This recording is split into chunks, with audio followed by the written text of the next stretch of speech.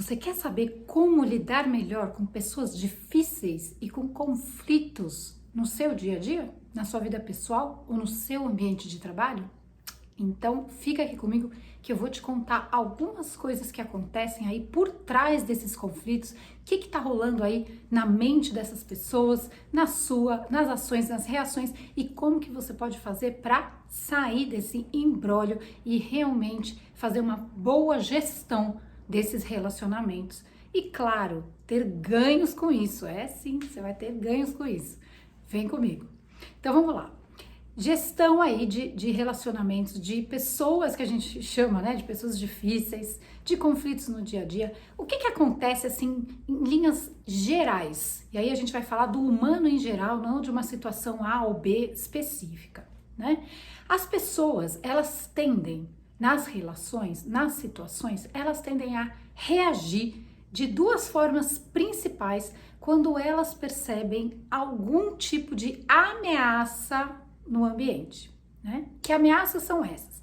Qualquer coisa que, consciente ou inconscientemente, elas detectam que pode interferir na sua integridade física, né? Na sua saúde ou naqueles objetivos que elas estão perseguindo. E de que duas formas são essas básicas que essas pessoas reagem? E é uma reação instintiva, vou explicar melhor. Mas são duas formas. Primeiro, elas se emparedam, que a gente chama. Elas se fecham.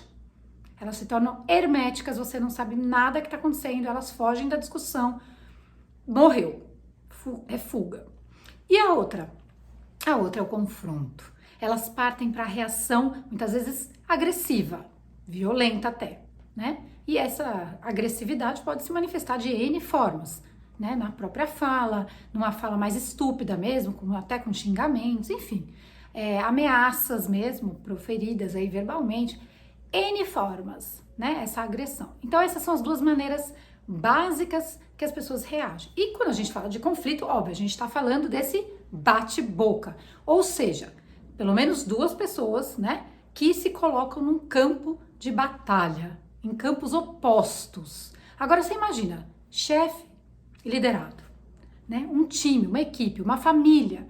Como é que você, um casal, né, pai e filho, como é que você quer se colocar em campos opostos e chegar num entendimento? Então, primeira coisa, o primeiro conceito que eu queria deixar bem claro aqui, quando você se coloca, e você hoje não sabe que você faz isso, que o outro faz isso e que a coisa rola, mas é assim, quando você se vê numa situação de oposição, de campo de batalha, você não chega numa negociação. Simples assim. Por quê? Porque se eu tô em campo oposto, eu tenho um objetivo e você que tem outro. A gente tá jogando sozinho. Não tô olhando o outro, não tô junto. Então, peraí, tá tudo errado. Começa daí, né? Como eu falei, essas pessoas reagem, né, quase que instintivamente, na maioria dos casos, é instintivamente dado a um mecanismo que a gente tem de autopreservação. Ou seja, todo mundo tem, você tem, eu tenho, outro tem. Não importa, nós temos um mecanismo de autopreservação que tá treinadíssimo, é um super mega radar que a gente tem instalado aí para detectar ameaças à nossa sobrevivência, à nossa integridade, ao nosso bem-estar. Tudo bem? Então, primeira dica importante que eu vou dar para você se tirar do campo de oposição, porque na oposição não chegamos a lugar comum nenhum, continuamos em oposição. E isso vai se desgastando. Você sabe bem como é que é, né? Você já teve um problema aí com alguém do seu trabalho ou com alguém em casa? É muito ruim. A coisa parece que vai degringolando e você chega uma hora que não consegue mais reverter. E é verdade, as pessoas se desgastam, espanam mesmo. Então, primeira coisa, né? Imagina o seguinte, essa outra pessoa, seja lá por que for, que gatilho for, algo externo, algo que você faz ou fale, dispara nessa pessoa, que a gente chama de um gatilho dela interno, de autoproteção. Então, ela percebeu uma ameaça, né? Na sua fala, na sua ação, ou em algum contexto que vocês dois estão envolvidos. E ela detectou isso. Então, o que acontece? Imediatamente, o sistema dela lá, cerebral, que é o cérebro instintivo, primitivo, a amígdala cerebral, esse sistema límbico vai entrar em ação. Vai fazer o quê? Essa pessoa simplesmente reagir, no caso aqui no conflito, na batalha, tá? Então já não é mais algo racional, ela não está raciocinando com as suas faculdades cognitivas. Ela tá o quê? Se defendendo, reagindo, lutando de volta, tá? Então, primeira dica importante. Como é que eu vou fazer, se você vai fazer essa pergunta, como é que eu vou fazer, né, para que essa pessoa não se sinta ameaçada? Então, eu tenho que partir do pressuposto que seja lá o que for que está acontecendo, porque só posso achar e não tenho certeza ainda, porque eu não perguntei, essa pessoa está se sentindo ameaçada. Então, o que eu posso fazer? Eu comigo, porque eu não posso mexer no outro, certo? Eu não posso abrir a cabeça lá e mudar, não. Então, o que eu posso fazer ou pelo menos eu vou experimentar, né, uma série de comportamentos aqui que eu posso ajustar em mim para evitar que essa pessoa se sinta acuada, ameaçada de alguma maneira. Tem algo que eu posso fazer? Será que eu posso mudar o jeito que eu abordo, que eu falo? Será que em vez de uma afirmação contundente, eu posso ir fazendo perguntas para essa pessoa? Para ir tentando entender o que está por trás? Ou para ela ir também tentando construir uma solução comigo? Em vez de vir com algo, ali, taxativo? Eu posso experimentar fazer isso. O que mais que eu posso fazer? Eu posso simplesmente tentar ouvir. Eu faço algumas perguntas para tentar entender melhor da onde que essa pessoa está partindo. O que será que ela está interpretando do que eu estou falando? Mas o que será que ela quer que está sendo, teoricamente, combatido, né? O que será? Então, eu posso fazer perguntas também. E eu posso o quê? Escutar, treinar minha escutativa, prestar atenção naquela situação e no que a outra pessoa está dizendo. E vou tentando interpretar aí o que está por trás. E aí, com isso, eu vou ajustando a minha maneira de falar, de abordar, de apresentar determinada situação ou questão. Ficou mais claro? Eu gosto de um exemplo assim bem legal, né? De um exemplo familiar. Se você tem filho, você sabe o que eu tô falando, né? Vamos supor que você tem um filhinho pequeno. E aí ele chega da escola um dia em casa, super mal, assim, chorando, bravo, assim, todo machucado. Ele tá péssimo, assim, né? E você foi avisado na escola que ele aprontou alguma coisa lá, que aconteceu alguma coisa. Mas ele chegou nessa casa assim, sabe? Chorando e todo estrupiado ali, todo machucado. Qual é a sua primeira reação? O que você faz? Você já chega falando com ele, perguntando o que aconteceu? Você chega já acusando, já de alguma maneira dando a entender que o que você fez, ou seja, que ele fez alguma coisa, que ele tem alguma culpa ali, em primeiro lugar? Ou você inicialmente apenas acolhe essa criança? O que você acha? O que você acha que ela está precisando exatamente naquele momento que ela abre a porta de casa, ela encontra você? Eu iria pela terceira opção. Eu acolho, tá? O que eu faço quando eu acolho? Eu simplesmente dou uma mensagem. Calma, tá tudo bem, você tá sendo bem recebido aqui. Aqui é um ambiente seguro. Primeira coisa, eu dou segurança psicológica para essa criança, tudo bem?